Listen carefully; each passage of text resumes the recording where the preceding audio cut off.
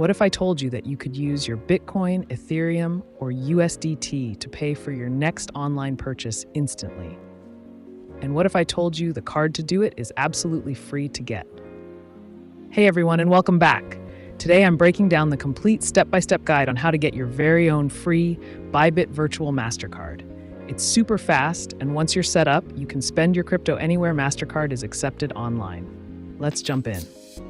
The Bybit card is a crypto debit card issued by Mastercard. It's linked directly to your Bybit funding account.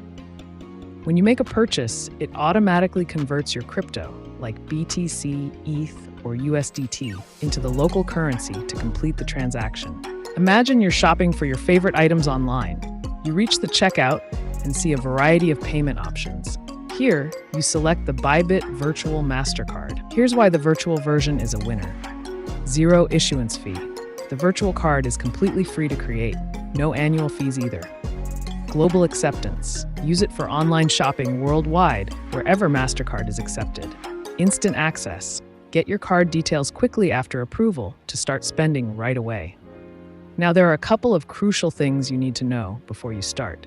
The host explained informatively that the Bybit card is currently available only to residents of certain regions, primarily countries in the EEA, European Economic Area, and Switzerland, as well as other selected regions like Australia.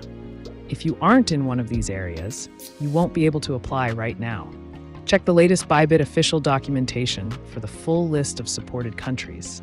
Then, the host instructed that you need a fully verified Bybit account. Today, we're going through the process of fully verifying a Bybit account and setting up a virtual card. Let's get started with the steps.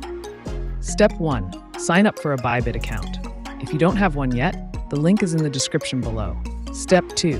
Complete identity verification, or KYC Level 1.